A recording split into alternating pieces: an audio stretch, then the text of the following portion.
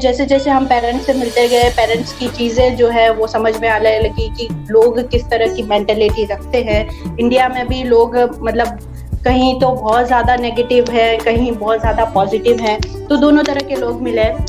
Journey overall जो देखें तो बहुत अच्छी रही है, बच्चों के साथ भी और पेरेंट्स के साथ भी, और साथ में जो गवर्नमेंट स्टेक होल्डर्स जो होते हैं उनके साथ में काम करके, क्योंकि बहुत सारे लोग ऐसे हैं कि आप मिलेंगे जो दिखता है वो वाकई में कुछ होता नहीं है ना।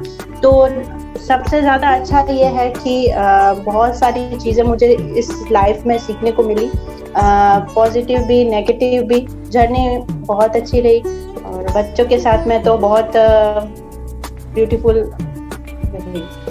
ठीक है, ग्रेट।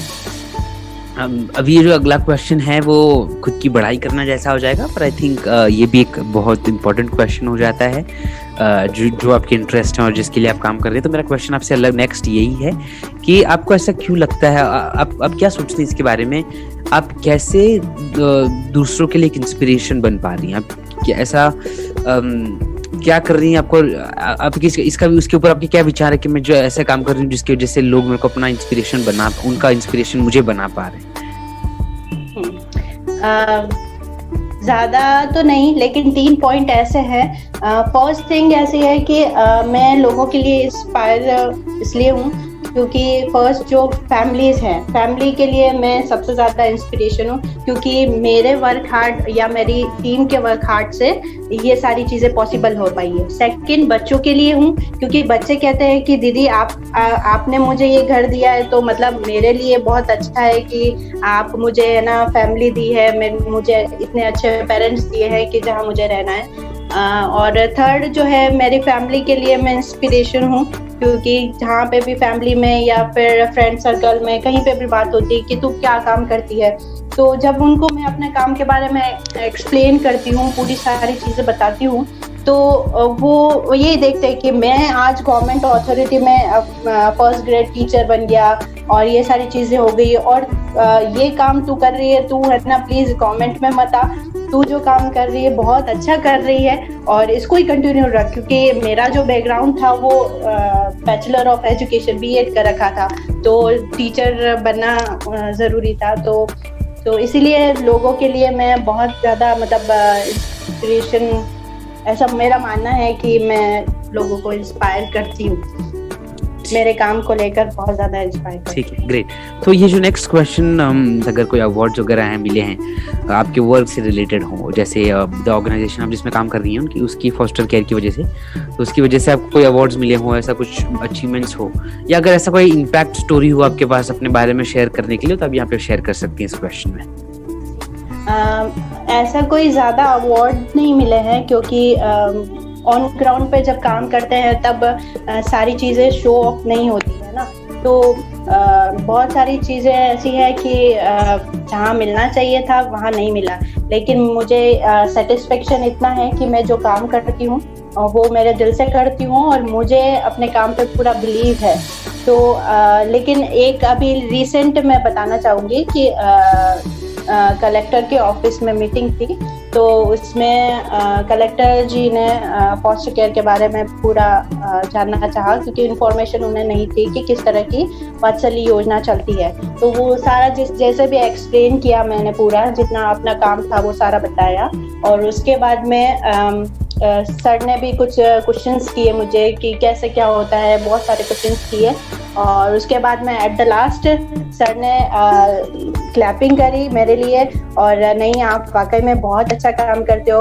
और जो राष्ट्रीय बाल आयोग संरक्षण के जो मेंबर है डॉक्टर शैलेंद्र पंड्या जी, उन्होंने भी बहुत ज़्यादा अप्रिशिएट किया मेरे काम को, और तो ये मेरे लिए सबसे ज़्यादा अचीवमेंट था। और सेकंड पेरेंट्स और जो बच्चे हैं, यही मेरे लिए सबसे ज़्यादा वो अवार्ड है कि मैं उनको एक फैमिली से कनेक्ट कर पाई हूँ। जी, दुनिया बना पा रही हैं। आपके क्या सोचते हैं आप इसके बारे में कि कैसे आप इस एक आपकी सोसाइटी को आप एक अच्छी जगह बना रहे सबके लिए रहने के लिए, अच्छे से खुशी से, बिना कोई दिक्कतों के साथ? मेरा मानना है कि दुनिया को बेहतर बनाने के लिए बच्चे सबसे ज़्यादा इम्पोर्टेंट होते हैं। तो मैं अगर बच्चे पर काम करती हूँ तो बहुत ही मतलब जो मेरे द्वारा जो भी कदम उठाए जाते हैं वो एकदम सटीक है कि भविष्य जो है उनका बेहतर बनाना, उनका जो बेस्ट इंटरेस्ट है उसको, जो बच्चों का अधिकार है, परिवार जो होता है वो बच्चों का अधिकार होता है, तो बच्चों का अधिकार उन्हें मिल रहा है। तो ये शायद बहुत ये कि ऐसा कौन सा मूवमेंट है आपके जो आपने किया है आपकी इतने साल के एक्सपीरियंस में, ऐसा कौन सा एक मूवमेंट है आप हमारे साथ शेयर करना चाहेंगी जो आपके लिए अनफॉरगेटेबल है? वो हिंदी वर्ड में को नहीं आ रहा है, पर अभी ऐसा जो कौन सा मूवमेंट आपके लिए जो आप कभी नहीं भूल पाएंगी?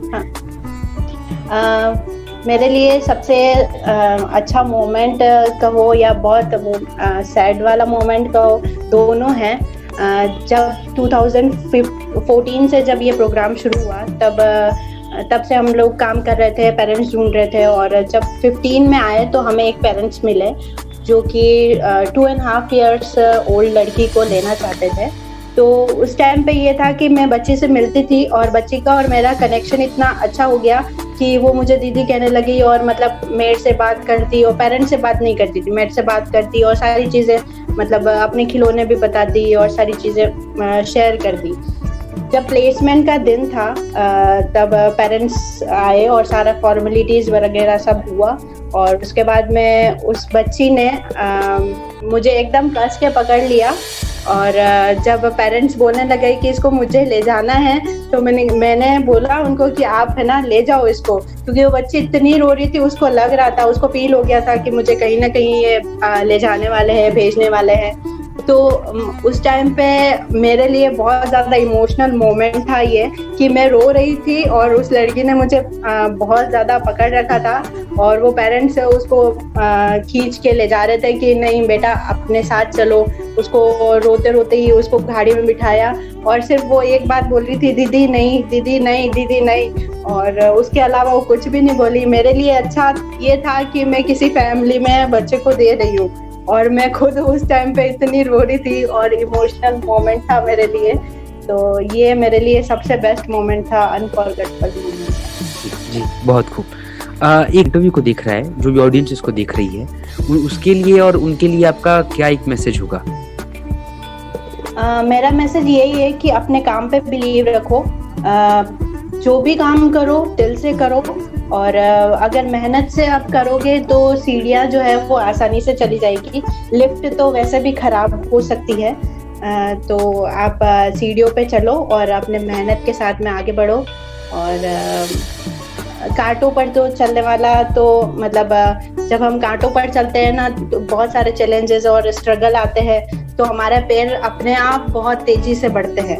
तो इसीलिए किसी भी चीज़ से घबराओ मत, और आप जो इंसान की जो जिद है वो ऑर्डिनरी से एक्स्ट्रा ऑर्डिनरी बनाती है।